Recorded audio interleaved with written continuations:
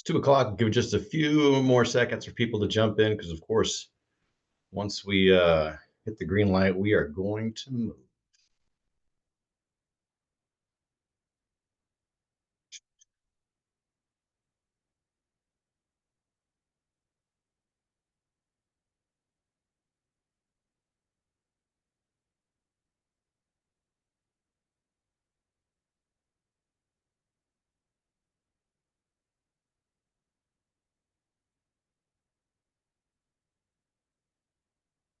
All right.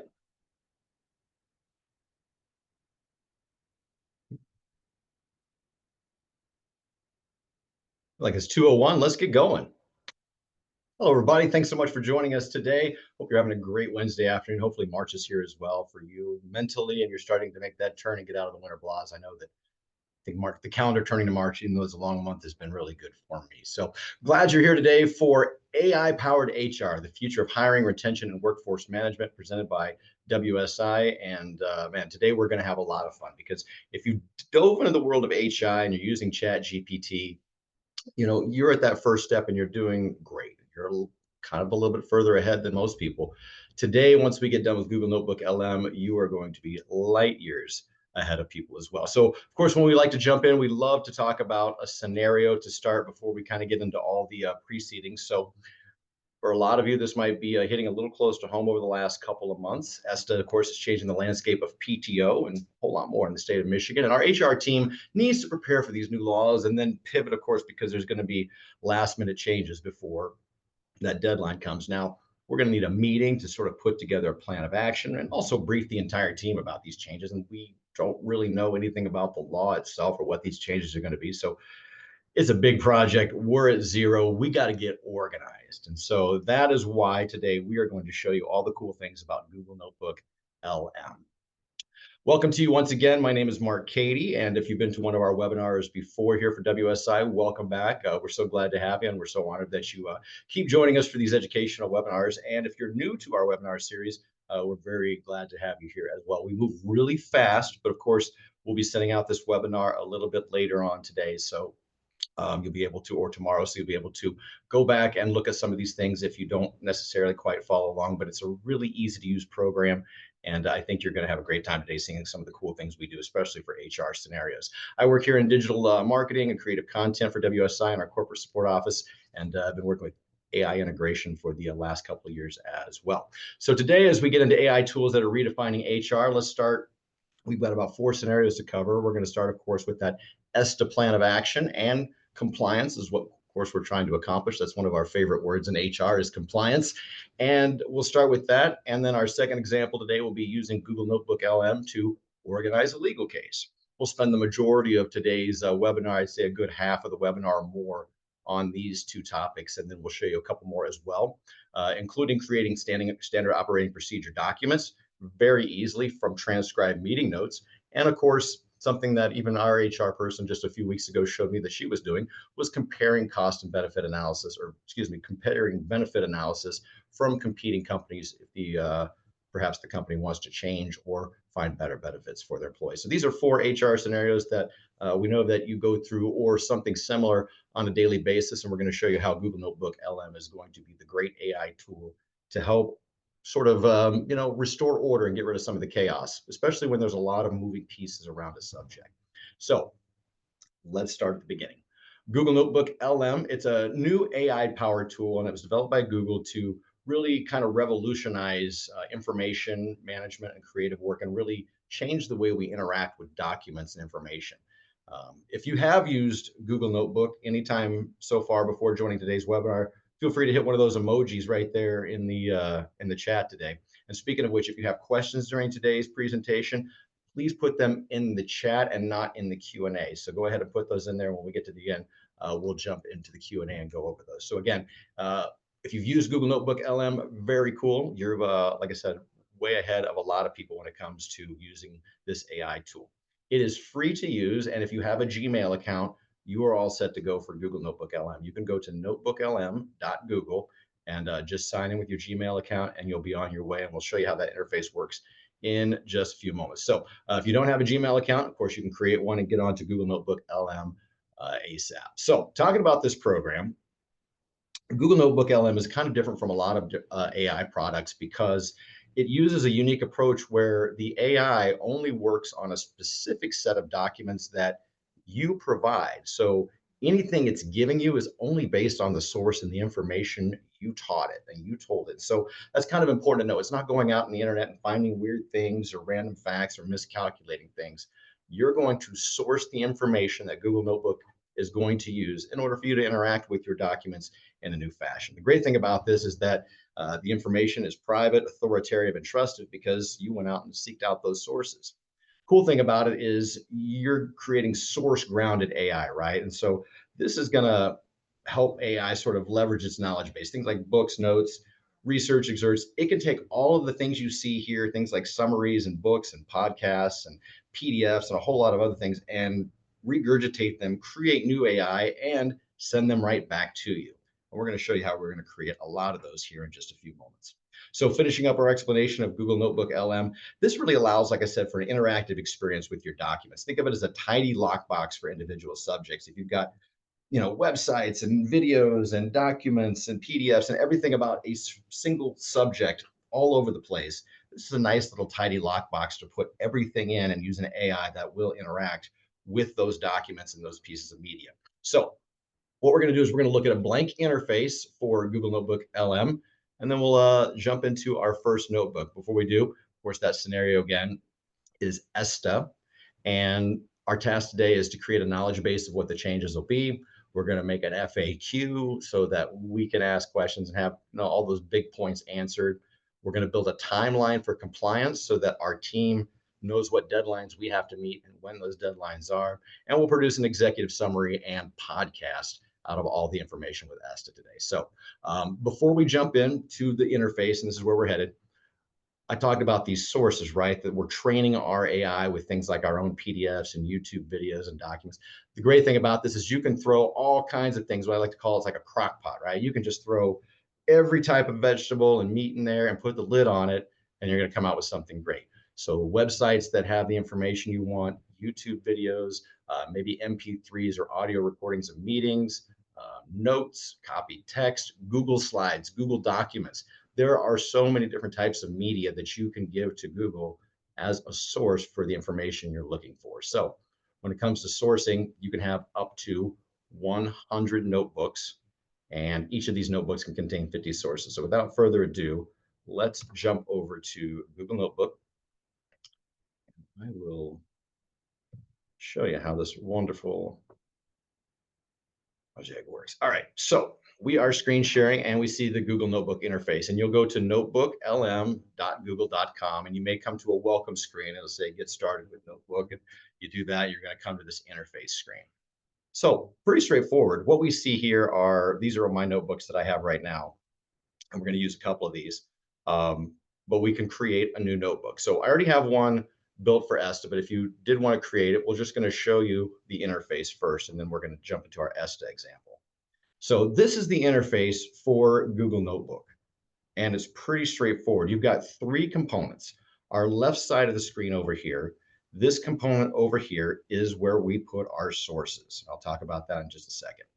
The middle component, this is our chat bot. And this is like ChatGPT if you've used ChatGPT. This right down here is where we're going to be able to type questions, create things, tell the AI to do stuff that we would normally use in any kind of chatbot program like ChatGPT or Claude or something like that, or Google Gemini, for example. So that all works right here in the middle console. Over here on the far right side of the screen, this is our studio and media console. We can build all kinds of fun things once we start getting some information here. We can build a podcast, we can build study guides, FAQs, timelines, briefing documents, all with the push of a button. So this is the interface for Google Notebook. Cool. Let's back out of that for just a second. And now that we've seen the interface, I just want to talk about the sources before we go into it. So again, we learned that our sources have, videos and MP3s and PDFs, all kinds of different media, right? You can have up to 50 different sources for one notebook. That's insane. Think about a book report you wrote in high school and you had to read a bunch of different books and maybe read a magazine and it all came together about a subject. That's kind of what Google Notebook is, Think about, would you have ever read 50 magazines and 50 books or whatever and studied, 50 different papers to write? No, it's insane how much information we can give a Google Notebook. And if you are using Google Notebook LM Plus, you can even get more space with that as well. So that's kind of what we use here. So you'll see plus up on our screen in Google Notebook today because our Google account here at WSI, we're on the plus subscription, but almost 5 times more usage, more podcasts, more notebooks, more space for it as well. So, but even if you're, just a regular Gmail user, you can use the free version and you have plenty of access. So let's jump into Notebook, and we're going to start with our ESTA. So this is scenario number 1. And actually, what we're going to do here is take a look at our sources. So I think I'm going to start a brand new notebook. Let's see what we can do here. So I'm just going to come over here. I'm going to create new. Let's just start from new, and let's call this ESTA HR Team Notebook.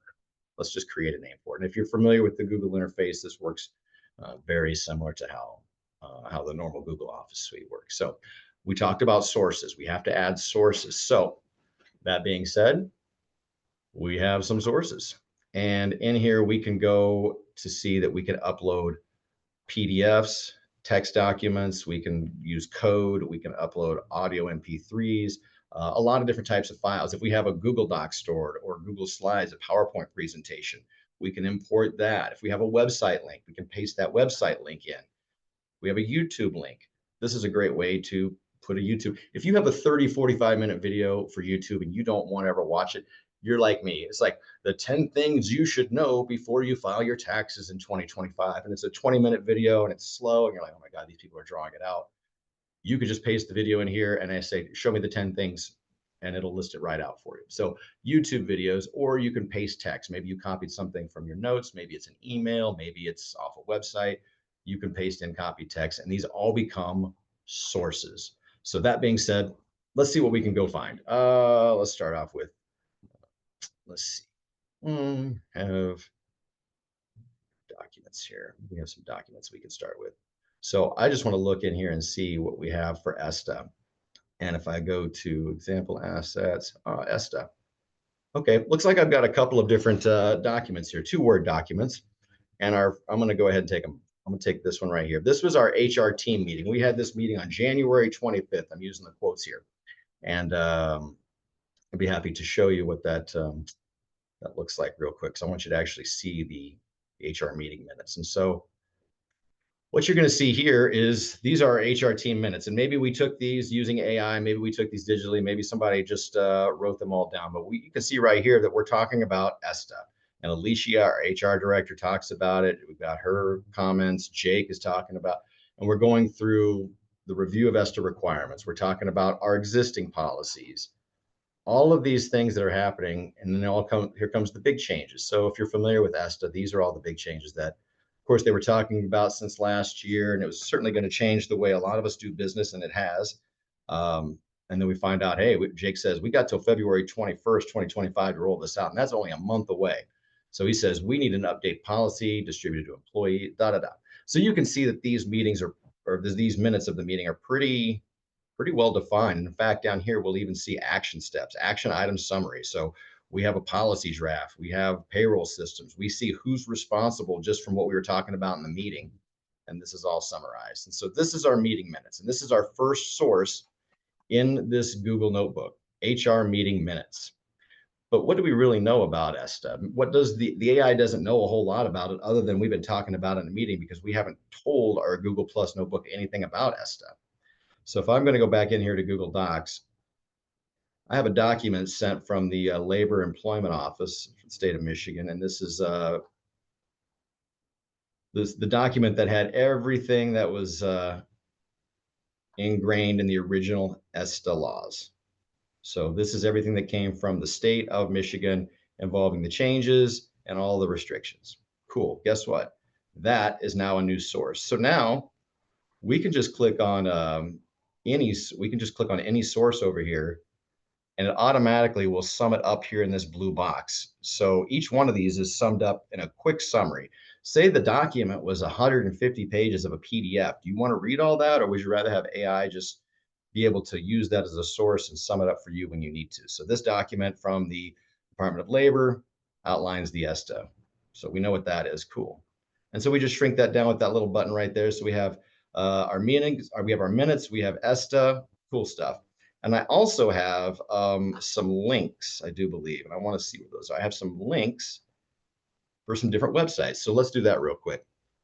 This first one right here is a YouTube video from a law office in Detroit about an update about the ESTA. Of course, we got a YouTube video there, but we have the ESTA, and this comes from the Foster Swift law offices in Detroit. I don't need to watch that video. I don't need that. But what I will do is take the link and I will add it in here as a source to YouTube. And there's that. So over here on our left now, we've built 3 sources. We have a YouTube video that explains the changes. We have the labor office and their changes, and of course our meeting minutes and what we have to do. We're on our way. There are a couple more links on this little document right here. So this is more information from the state of Michigan. We're going to use all these sources. We're not in a hurry today because we want to find everything out that we can. This is here's our Deputy Director of Labor, Sean Egan. This video right here on YouTube, kind of cool. We could actually take this YouTube video and we could. Good afternoon, everyone. Thanks for joining us. We don't need to listen to Sean's 48-minute video about it, but we do want to add it to our sources. And everything that Sean says in his video, especially from YouTube, and if anybody knows why, it's because YouTube creates transcripts of your video. Now, we have something interesting happening here. Video cannot be imported, transcript not available. That's crazy. I've never seen that. So this is kind of a cool moment, right? Because you may upload a source and it may be a website and it may turn red and say, nope, you can't do this because maybe the material is copyrighted off the New York Times or Yahoo or whatever it is. So when we get a red source right here, this is a great example. We can't use this video. And I was all bragging 10 seconds ago because I'm like, hey, our boy is on YouTube with this video and it should have a transcript. For some reason, it does not. I'm not quite sure why it does because we usually get one in there. So these are all the questions that are in there though, and key moments. And there's the transcript right there. For some reason, our Google didn't have but now we got it. So now we've got everything. I thought that was weird. I was really bragging and kind of feeling super smart. And then all of a sudden I was like, we can't do this because there's no, so I copied that. So since this video link is not working, here's what I'm going to do. I'm going to add a source and I copied the transcript and I'm just going to paste it all in here as copied text. And usually when you paste text, you might have to, it looks like they've changed it a little bit. Then now that renames itself, which is cool. So we can't use this video, but everything that was in the video, we got off the transcript and put it in there. And we probably could repaste that video and I think it might work, but that was a good learning example of a source that maybe like, I don't want to work. And so we just find a workaround. We go get the transcript, we put it into a pasted text and we get the same result out of it. So look at all these wonderful, wonderful sources we have, all for ESTA. We didn't know anything about ESTA a few minutes ago. Frankly, we still don't know anything about ESTA because we haven't actually put any of this into practice yet. We have one more link right here, and this is Governor Whitmer signing the bills after they were passed on February 21st, those little late night changes. So we're going to paste in a website link right here. We're going to insert that. And if you look over here, it processes it, it's reading it, it's understanding it, it's evaluating, and now it says Governor Whitmer signs bipartisan bill. So if we just wanted a summary of that right there, we could certainly just click it and we're going to get source material from the state about the news story. So again, we've created 5 sources now. We need to start making stuff. So let's jump in. First of all, we need to make a timeline. And you put, so this middle section is our chat bot, right? This is what's going to do tasks. Can you put together a timeline for the team to accomplish our tasks? Kind of like using ChatGPT, right? So looks like we didn't quite get it. We have to use a timeline, but I think that's what we have to do. So this just sort of, yeah, this is giving it, this thinks we're asking for a timeline of when things are going to happen. So because we only have the Governor Whitmer. This is another learning moment right here. We only have the Governor Whitmer story checked, so our AI can only interact with that story. It doesn't know what we're trying to ask it. So let's do it again. I'm going to copy this and I'm just going to repaste that timeline for the team, for the HR team, maybe so it knows that we're doing the HR team to accomplish our task. Now it's using all the sources and it's created a timeline for us. Here is a timeline for the HR team to accomplish their tasks. And you can see right here, we kind of know now, what can we do with this? We can use this we can create a memo. We can certainly put together information for our team. We can use this, in our other programs as well. If I wanted to turn off all the sources besides our minutes, I could give that prompt one more time and let's see if we can change our result. Because our idea is to, here we go. So now our team has a policy, right? Jake, the HR compliance specialist, is responsible for reviewing the model policy from the state website and adapting it to the structure by January 22nd. So simply by just clicking our minutes, we were able to get this put into a timeline and we can accomplish this. So this is the first piece of media we could just create out of all of this. I'm going to check all of our sources again. Now let's say maybe our boss needs an explanation of what's going to happen. So we built a timeline. We know what part of our team has to do things, and we can incorporate that as we need to.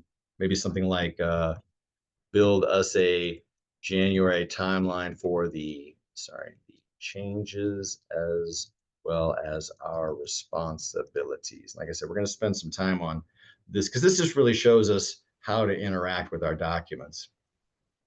And again, now we have a little bit of everything combined just for the month of January. So if we came in, hey, it's January 10th, we know what we got to get done this month. Jake has to get this done by January 22nd. January 15th, we're going to have a meeting, which of course is our notes. And so you can kind of start to see the possibility of interacting with all of these documents at once, interacting with our YouTube video at once. So many different ways to not just be told the information, but to ask it questions, to get results, to say, hey, my boss, I love to use the term my boss whenever I'm using a prompt. I don't know why, but it's just, makes it feel like it's helping me. So my boss needs an executive summary of the changes in our plan. Our prompt engineering, please create a summary of, let's call it 400 words and a timeline for the executive summary. So we've got a nice prompt here. We've asked it what it's supposed to be, what it's got, and some parameters with it as well. So it's going to use all of our sources. And now we've got all of this right here. And here's an executive summary, just kind of like you would use in ChatGPT, but this now is something we could copy and paste, email it, whatever we needed to do to get it to our boss. And the cool thing, if you'll notice these little numbers right here, all this is just, these are just telling us where the source is. So it helps you know that what it's saying in the chatbot is related to something in the source. Again, you're using source grounded AI. This is, I think, going to be a huge thing for a lot of people because we don't necessarily trust the results of AI unless we're the human who's sort of teaching it. I think teaching these models is going to be huge. So we've got an executive summary. You can hit these little timeline buttons down here.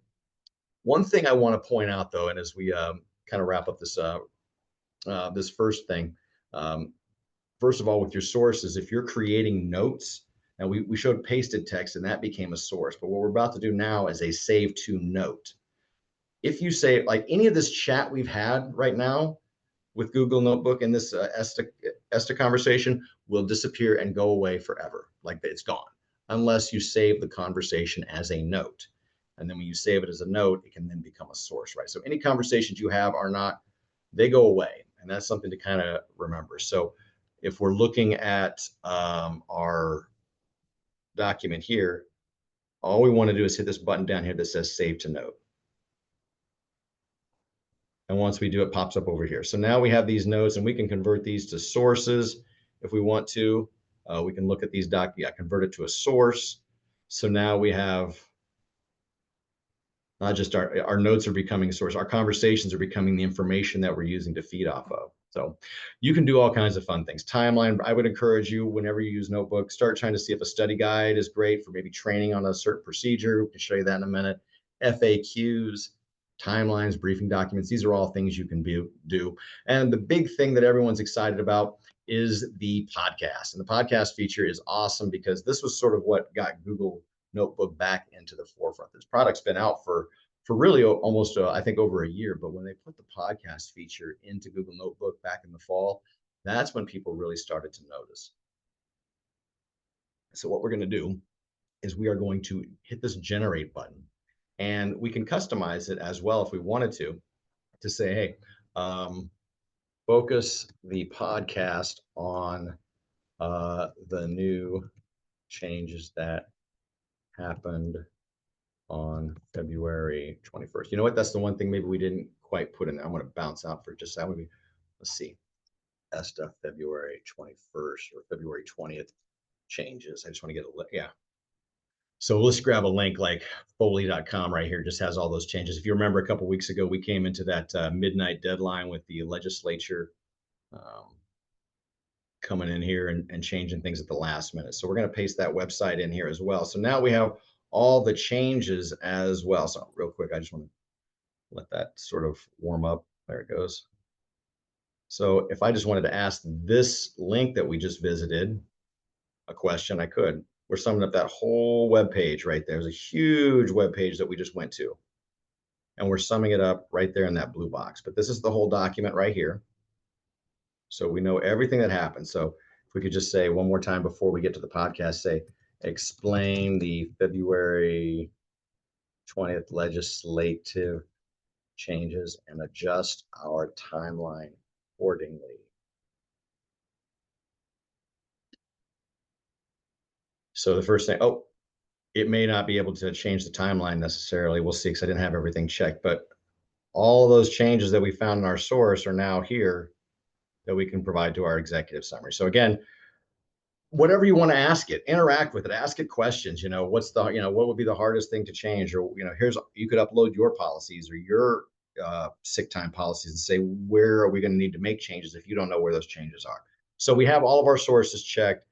We hit this generate button here. Before we do, we're going to say, talk to us mostly about the Feb 20th changes and the details small businesses are affected by. So we want the podcast to focus on that. As you see over here on the right side, it's kind of starting to cook. Okay, so it's going to take a few minutes for that. So while it works on that, we're going to bounce back over here into our presentation and give you a couple more pro tips. We talked about the sources that if you don't save it to note, it will disappear. It's really important to know.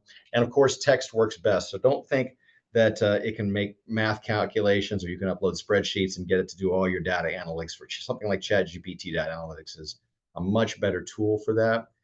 This is really great about working with text. Even when you put the YouTube videos in, the reason why it does so well is because it takes a transcript from that video. If you put in an MP3, it will transcribe the audio and it works with text. So remember, almost every AI program that you're going to use always works best using text. How can it understand text? A lot of people have asked me, well, is Google Notebook secure? Are my documents, if I'm putting up important things like a legal case or something like that, or emails or private, security concerns that are here within the company, is that secure? Of course they are, because you're inside Google's ecosphere. If you would send an email about it or talk about an email or update somebody and send a document through Google, same thing here, man. They are completely layered in with the secure Google environment. So that's awesome. And in fact, if you're on the Google Plus, you even get more security.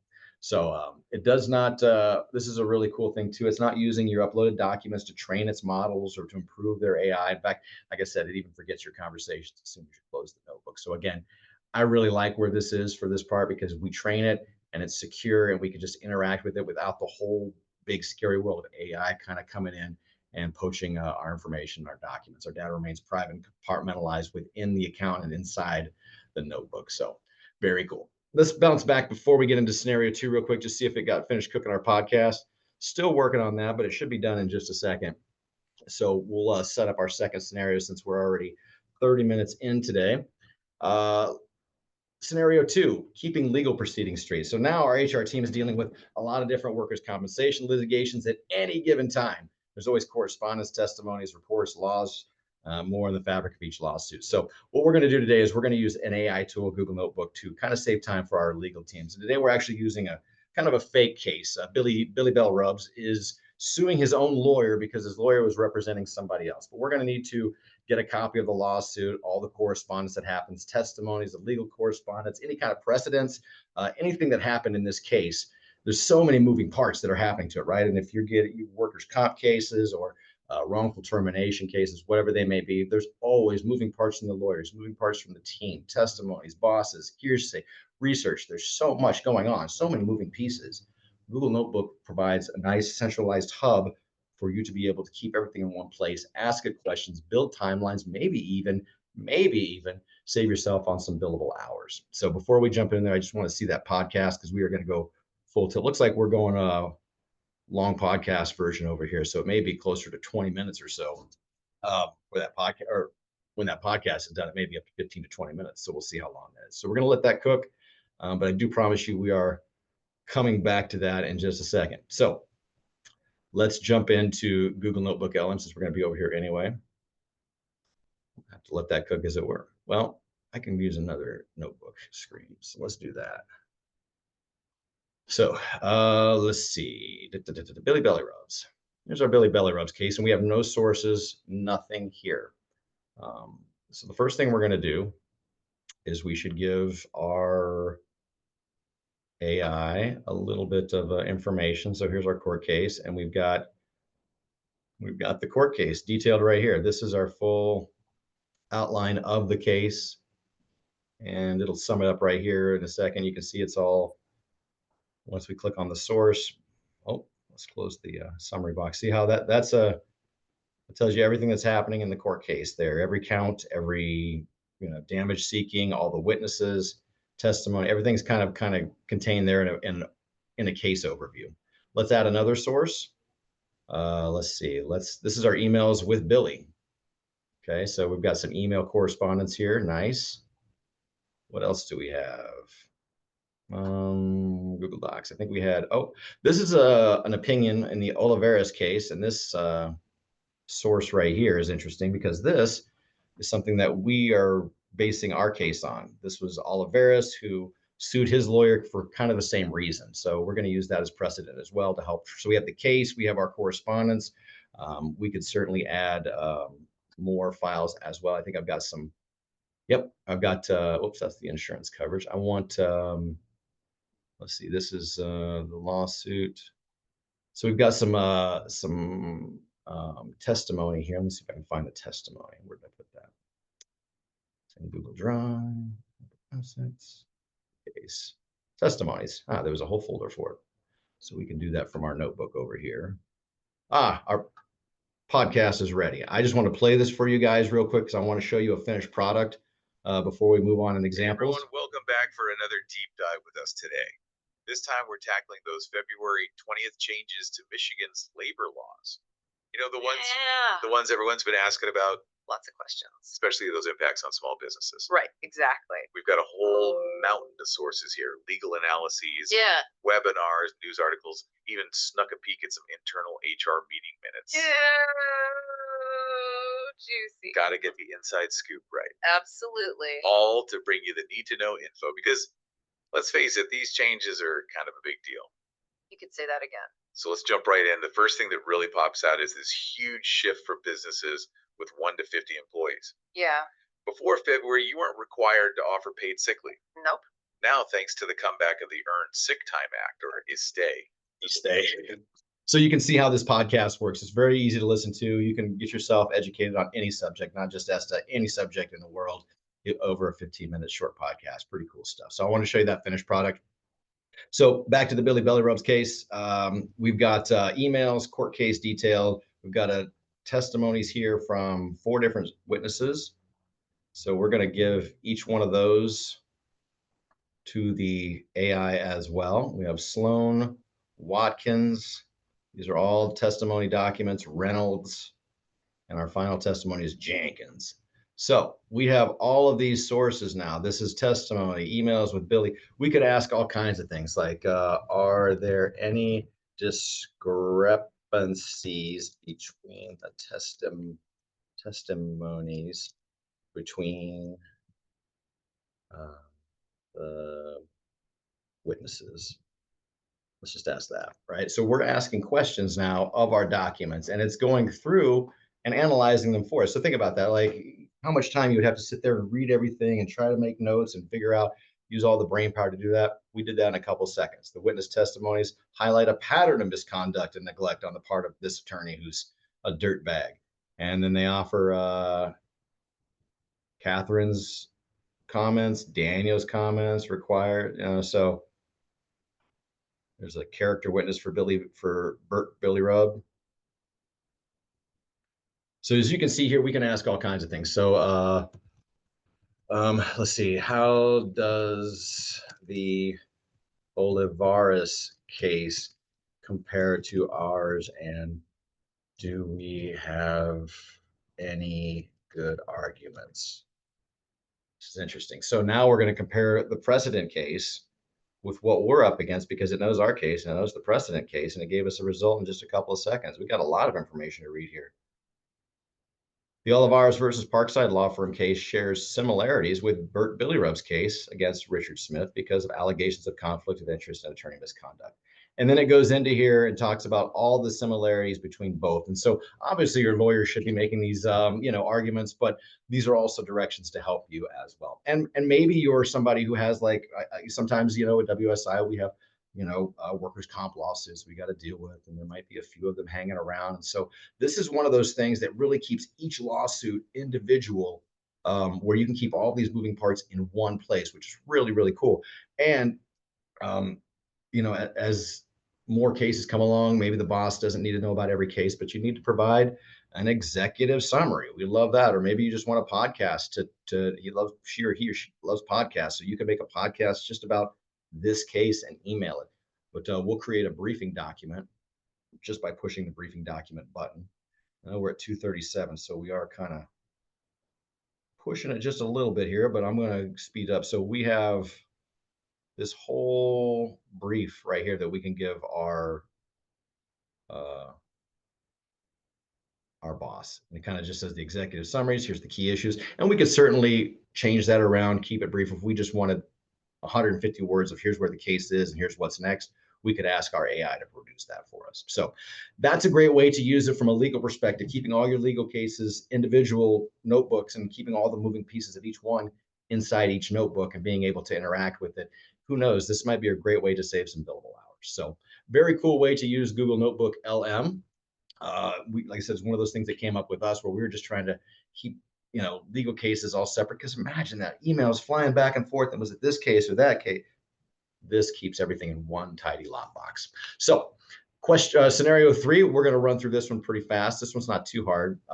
There's a new way to do something in the office, and everyone's got to get on the same page, and we have a few tasks. We've got to demonstrate the new procedure to everybody. Plus we have to make a standard operating procedure document, which is sometimes a whole lot of work, because you got to think it through and you got to write it out. You got to make sure everything's in there. And then of course we got to tell the team the new changes. So there's all this stuff going on when it comes to creating this SOP. So let's jump back into Notebook and build this real quick. So this is going to be our new notebook, and we're going to call this SOPs. And so we don't have anything in here. So we'll just take this untitled notebook. We don't have anything in here right now, so we're going to use this right now. And what we do have, though, is meeting minutes. We had a meeting a while back. So for our SOPs, we've got our HR meeting notes. And that's really all we got. In that meeting, we went through how to do the procedure. We talked about all these. You can see here, let me close the blue box.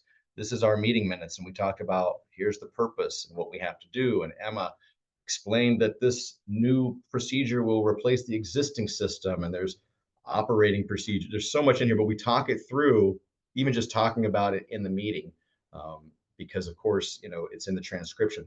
One thing I recommend to you, if you're ever using Google Live video conferencing, and you should record those meetings, and you should always hit transcript as well. So not only get a recording of the meeting, but you should also get a transcript, because again, now you have it all in text, and it will be able to identify who's speaking in a Google meeting. So that being said, I always recommend make sure you record meetings and get transcripts, so you can get yourself awesome meeting notes like this that would be formatted. Everybody's kind of detailed on what's happening, and we see all these detailed steps. You could even in the Google meeting do it on your computer and explain it to people, whatever the procedure change was, and show them, have that in the transcript, and that would turn into something that you could use as well. So we've got all these policy changes we talked about in this meeting. This is a long meeting. You could tell it went a full hour That's a long meeting to me. So we're simply just going to build, we just need to build a standard operating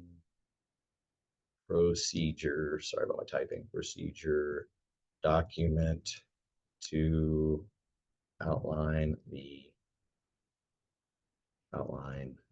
for the team. Let's just, it's not the best prompt, but should know what I'm doing. So again, it's working with our sources here. It's only got one source to work from, but it certainly did produce us something very nice. So we see here, based on the excerpt, here's the draft for the operating procedure. And we could take all of this right here. Obviously, we would want to check and make sure it kept it all there, but we can see this is telling us it's a how-to book. It's a straight up training manual now, straight from a meeting. We had a meeting and now it's a training manual. Copy, paste this, put it on a PDF, a Word document, you're on your way. So really cool way to use AI to just be able to create a standard operating procedure. Again, you can take it from meeting notes. You can upload your PDFs from your meetings notes, your transcripts, whatever it is. You can put in MP3. Sometimes people just take a phone and hit the voice record in the meeting and have an audio recording. That's an MP3. You can use that, of course, because remember, this will take MP3 audio. Not only that, it'll take the MP3 audio and transcribe it instantly, which is fun. And if you wanted to make a podcast about that, you could do that as well. So real quick, let's just, because I want to show you finished products. I would take this, all of this information right here. I would just Control C. I might come over here and just create a, let's see, SOPs. Might just create a whole new SOP here in a Google document. I got a Word document there. You could do this in Word or whatever your program is. But now, boom, everything we need sits in this document. We can certainly format that, make that look really cool, really big and important. But there you go. So now we have an SOP that we can certainly save, email, put it in our files, put it on our website, whatever we need to do. Pretty cool. So that is example number 3. And I think we're getting pretty close to being back on time here, which is awesome. So let's recap real quick. Scenario 1, we covered ESTA, huge project. We had a meeting about it. We learned all kinds of things about the law we didn't know. There were changes. Put all that in one nice tidy box. Scenario 2 was really fun, keeping our legal case all together. Scenario 3, standard operating procedure documents straight from meeting notes, which is really cool. And finally, scenario 4, this is something that I was privy to recently. I thought it was very interesting because it would be really challenging sometimes to make this decision on your own as an HR professional or even with your team, just trying to see what might be best for everybody. So the board wants to evaluate healthcare plans for 2026. And of course, there's a lot of benefits and drawbacks to many different plans. And we want to evaluate them against each other and what they currently offer, compile. So we got to make some recommendations to the board and see where we go. So that being said, we're going to create a couple cool things here in Notebook. Let's bounce out real quick and start our notebook for this. Back to a note. So this last part here, again, is really, I don't know how, I think the best way to tell you is that, if you have this stuff come to you in PDF form or emailed to you, it's probably the best way to put it up there. So we're going to create a notebook and we're going to call it, insurance comps. Just something simple. And I probably spelled insure. I don't even know. That looks wrong. I'm just going to put comps right now. How about benefit comps? Because I feel like that just didn't look right. Benefit comps. Cool. Now we got to upload some sources, right? That's our first step. Cool thing is here, we've got some sources. So first thing I want to show you, like we have Data Boy Insurance. This is their plan. I'm not sure if I can show you with yeah, I can show you here. Let's see, downloads. Let's see, Data Boy Insurance. So hopefully you're seeing this PDF come on the screen, maybe not. But it's a silver tier program and it's pretty cool. So this talks about the silver tier program and it talks about out of pocket. It looks like kind of a typical presentation for healthcare coverage. Here's all the benefits, co-pays, out of pocket, so on and so on and so forth. We have Salty Dog Prime coverage. So we have Data Boys coverage. We have the Salty Dog Prime coverage package. And this, again, same thing. different numbers, different out-of-pocket costs. And of course, our company is called Avocado Oils Inc. And Avocado Oil Inc. This is our current coverage, our employee coverage for 2025. So we've got 3 examples here. We've got 2 we're going to that are going to compete, and then we have Avocado's current coverage, and we're going to see how they all interact with each other. So we've got the Data Boy Insurance up there as a source.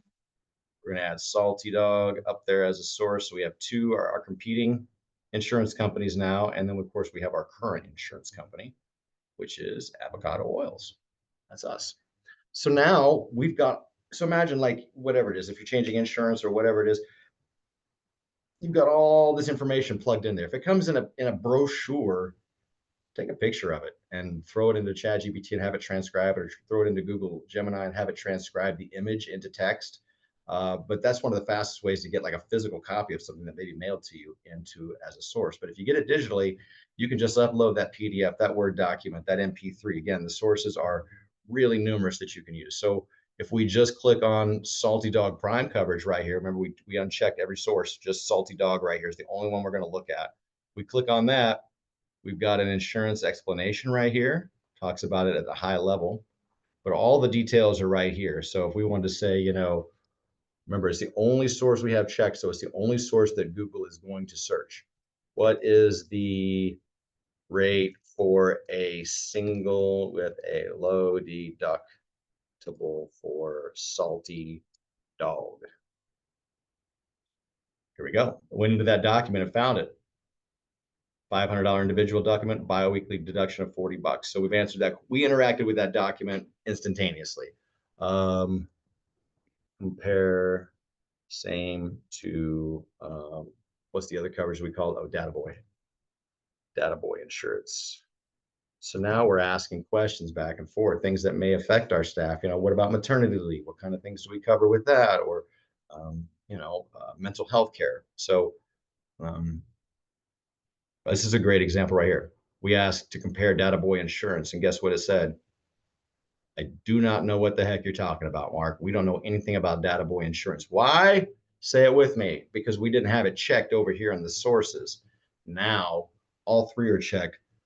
Let's just make it quick. Compare single payer coverage with low deductible. Show me a table. There we go. And just like that, we're comparing apples to apples, oranges to oranges, so to speak, being able to see what we have for ourselves. Oh, I didn't like, they didn't compare with Avocado Oil current coverage and generate a table. Sorry if the camera's shaking there. All right. Here we go. Now we've got comparisons. Now we've got Data Boy, Salty Farmer, and Avocado Oils. As we see how we can see it all together now. HMO plan, $750. The Salty Farmer plan looks pretty good. I still don't understand though. I don't understand insurance. It doesn't make any sense to me. So tell me what the best plan would be for a single male, 35 years old, no dependents. And now we get a chance to ask AI and its intelligence to help evaluate things for us, create strategy. To determine the best plan for 35-year-old male no dependents, you should consider da-da-da. So it goes through and it makes its explanation. It says, given all these options, the Salty Farmer HMO appears to be the best choice to its low deductible biweekly premium withdrawal. Julio. So we were able to just ask questions, how is it better than our current coverage? Here's our response. So low individual cost, 500, biweekly $40, $750 deductible for our plan, and it's a $45 deductible. So obviously it's shows us why it's better. So again, we're interacting with our documents in a brand new way. I want to create a briefing document for the boss. So we just hit briefing document over here. It's going to generate new notes. We didn't really tell it what to function on. So we got this big, long-winded kind of response here, which I'm not a huge fan of. So I'm going to trash that. I'm going to get rid of it.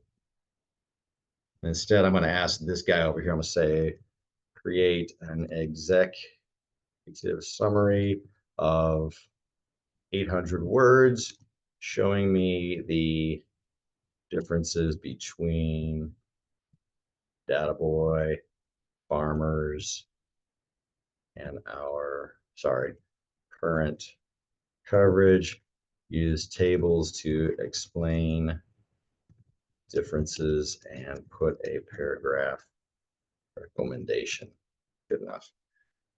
800 words can be limited for that, but we'll see what she can come up with here. About 10 minutes left, so we are just in a good spot here as we're finishing up our fourth example. Not so bad, not so bad. Here we go. Okay, cool. Look at our response. So instead of what we got from the briefing document over here from Google, we gave it more specific things that we wanted it to deal with. Now we could copy and paste this into a Word document, send it to the boss as a PDF, whatever the case may be. But all the data that we were looking for, as far as, deductibles, everything we need, apples to apples comparisons, all put together in one place. And now we can, like I said, use this as an executive summary, use it as our own notes. Sometimes you go into a meeting and there's just so many moving pieces. It's great to have your everything kind of in a group and ready to go. So that's our fourth example today of how to use Google Notebook LM to utilize a scenario that you may face in HR. Like I said, you can use it in a variety of different ways to simplify everyday tasks. Of course, you've been to our webinars before. If I say there's going to be 4 or 5, then there's probably going to be one more. You think we need one more? I think we need one more. All right, we'll get one more. So real quick here in the bonus time, I don't want to necessarily show you an example. I just want to kind of show you some other things or tell you some other things that this program can do. And we kind of talked about that a little bit, right? You can summarize YouTube videos instantly. That 30, 45-minute, hour-long video. Last night, there was a video 2 hours long of how to do some software programs. I could simply put that link in and say, print it out, give me the step-by-step instructions, rather than watching a whole video. Transcribe those audios instantly from meetings, recording it on your phone or an MP3, sticking that into Google Notebook and having it transcribe those. Get copied non-formatted text out of a PDF with ease. Sometimes you ever open a PDF and you can't copy anything. It has, maybe you don't have the right program to copy the text. Put the PDF into Notebook. It will spit it out in text for you that you can copy and manipulate as you need to. And then, of course, create translated documents instantly. You could put in English documents and say, please give me this, 10 seconds. Let's bump over and see our notebook real quick. This is our notebook again, where we did that. He doesn't speak English. Try Spanish.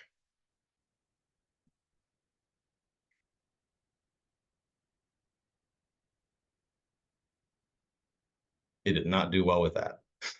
So that's something it will translate if you put it in there, or I would recommend, ChatGPT is really good at translating, but this should be able to translate that as well. Or you can put a document in there and say, please, make that translation. So I'm going to get rid of all this chat history right here, please.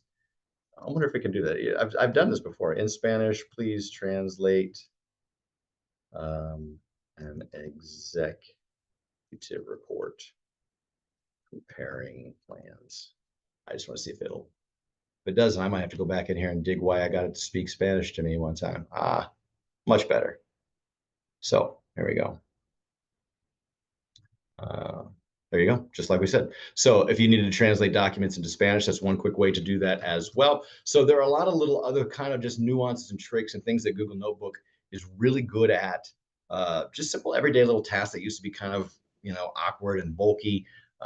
It does a lot of little things that you wouldn't even think it to do for any other purpose than just simplifying your life. So again, summarizing those videos, creating those translated documents instantly.